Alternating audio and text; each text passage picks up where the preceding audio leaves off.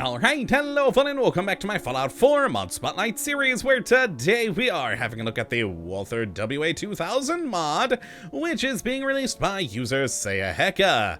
And what this glorious little piece of fork looks to add into the game is the real-world WALTHER WA2000 Bullpup sniper rifle. And oh my, do I love this gun, as not only is it a Cold War designed weapon being made in the 80s, but it has a suitably weird, wacky look to it that I think very much does fit in with the Commonwealth here, and plus it's Bullpup and I've got a thing for bullpups. So let's jump on over here and have a look at what we do get with the most standard version of the WA2000, which will provide for you 60 base damage with a 308 round, with a firing rate of 110, range of 116, accuracy of 85, and a weight of 12.1. And as you can see here, it is a gorgeous weapon. Oh, the modeling and texturing on this thing are really great, and like I said, this is just a suitably wacky design of a gun that I think fits into the Commonwealth and its generally weird weapon designs. I've always loved the look of this thing IRL. It's just such a unique, odd gun. It's so cool.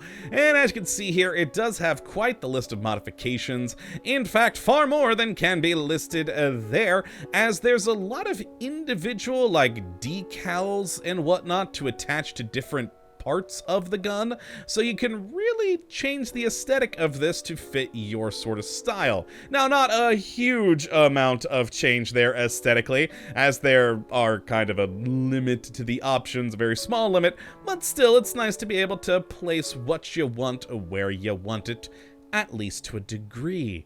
But that's not all we get with this mod, as there's also an armor piece, specifically the WA2000 holster, which allows you to put an aesthetic version of this gun on your back. It has absolutely no damage resistance stats or anything like that, and even its weight is 0. But as you can see here, you can make it look however you want it to look, just like you could for the actual gun, just so you can have it on your back when you're rolling around the Commonwealth, if you do prefer to sort of explore the world in third-person mode. So yeah, a pretty cool little thing there, and considering that it doesn't have anything weird and cheaty like adding armor to it, I'm perfectly okay with these sorts of things, because it is just an aesthetic item. But with these two things shown off now, how do you get them? Well, the gun itself you will be able to find at gun vendors around the world starting at level 15. But if you don't want to wait that long, or just need more than what you can get from shops, you can actually head to any chemistry station in the world where we have a new WA2000 category, which is where you can make the holster. I have yet to find these at any stores, so I think you can only make them, but it requires nothing to make them, which again, I'm cool with because it is purely an aesthetic item. If it had any real stats to it, I'd be kind of meh about this, but being aesthetic, have at it. Build as many to put on the backs of your settlers as you want. And then, of course, for the gun, you are going to need a bit of resources with 10 aluminum, 5 fiber optics, 5 gears, 5 glass, 20 steel, and 15 wood to build yourself one of these beautiful, beautiful bullpups. I was going somewhere else with that sentence originally, but yeah, that's where we ended up. All right. Now, as for the modifications, you do have a decent amount. It is a sniper rifle, though, so it's always going to be a sniper rifle. So if we did take a look at the modifications here, and start with the receiver category, where we don't have many options here, just a standard, hardened, powerful, and calibrated, offering a little bit of damage upping there, but mainly it's going to help with accuracy, weight, and things of that variety. Now, next in the barrel category, we have the long light barrel, a long barrel, and long ported barrel for you to choose from. Really helping with that range. Look at that, 425 there with the long ported. Very nice. And then after that, we have the stock of it, either being Marksman or Marksman 2. We then have the magazine of either standard or quick eject, both though will only carry 6 rounds. We then have the scope, where we have the standard long, a Spectre scope, and then a long scope with either a laser on or off, or a long scope with a dog tag draped around the side of it for you to have there. That's a thing.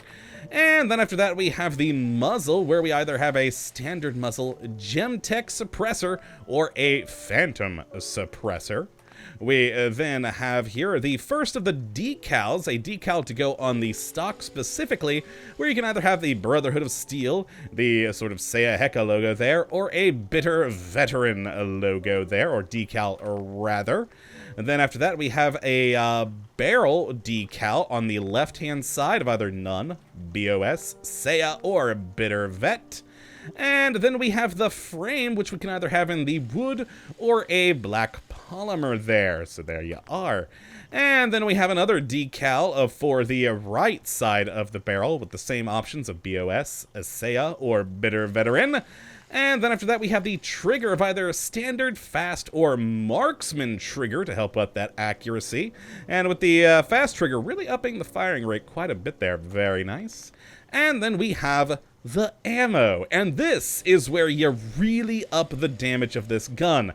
Basically, it's a damage multiplier, which I typically don't care for, but this one I like because it has requirements. That is always my one complaint with damage modifiers, and thank you, Seiya Heka, for actually requiring things here.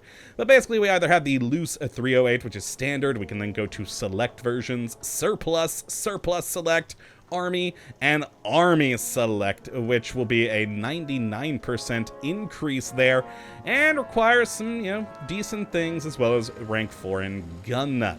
And up the damage pretty substantially there. Very good. And the final option, which seems to be glitched right now, is the bipod, where you can either have it folded or unfolded. Now, I say glitched, kind of. On the standard wooden gun, it does go down, but for some reason, whenever I select the polymer material for the weapon, the bipod doesn't become unfolded. I don't know why that is, but as long as you're using the wood version, the bipod will in fact go down. It does nothing but purely being aesthetic, but hey, it's a thing you can do, and in fact, let's just unfold that right there. And that is it for the modifications for this gun. Now, if we do go over here to the armor workbench real quick, I'm not going to go through all of them because every one of the aesthetic upgrades you just saw on the main rifle, you're gonna get here. So you can change the silencer, you can change the decals, you can change the frame color, the bipod, etc. The one new option you have in here is with the position, where you can either have it on your back or on a backpack sort of placement. So if you do have a backpack mod, you can have it hopefully well placed on the side. And if we do tab out of there real quick and head on over to my two mannequins here, there of course is the back position, and there is the backpack position. So those are your two options. But yeah, once it is all upgraded there, you can have a pretty nice weapon on your back, which is pretty darn cool. But let's get to shooting and test out this standard version here. And take some shots.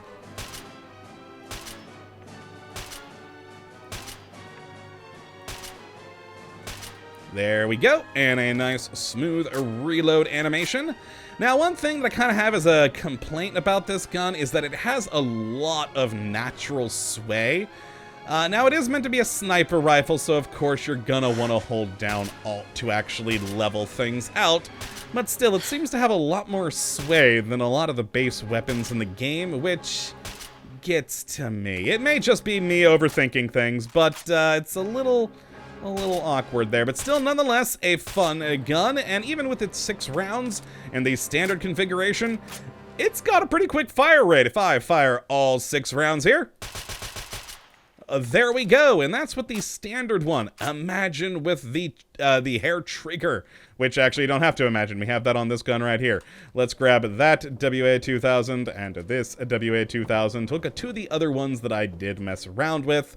Now, the first one here is the sniper version that I made, getting it up to 210 damage, which is the best I could get it to.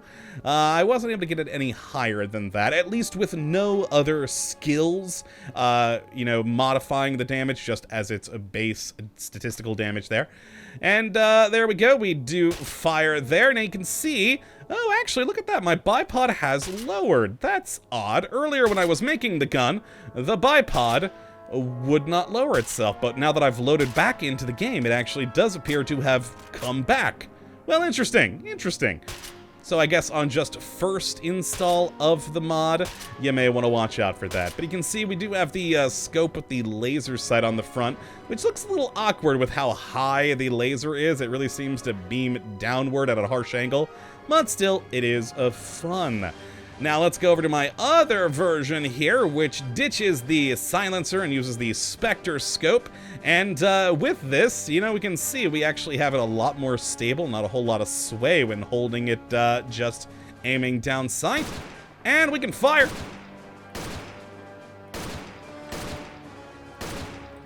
There we go. And this one is the hair trigger, so if I fire all 6 rounds, there we are. It is a pretty quick shot there, and is just a fun little gun. I wish we could get some sort of extended magazine on this. That'd be quite nice. This is, I think this is my favorite version of the couple that I've made so far. I don't know, I just really like this one, going around blowing people away with a cool, weird bullpup. But let's go head up here and do our usual thing with poor Randy and Will to show off the gun against some interesting targets. So let's bring up Will here and, whoop, went too far, resurrect him and fire. There we go, 2 shots, and I think this one, yeah, that one I only put up to 162.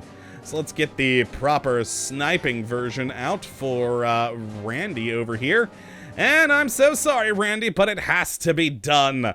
And there we go. I really should try and move his body. He always is in that weird position there. Bye-bye! And he's down in 1. 210 damage. That'll do it to you. That'll do it to you. But yes, this is the Walther WA2000 mod. I have been really loving this weapon. Like I said, and how I always say when we have a bullpup gun, I love bullpups.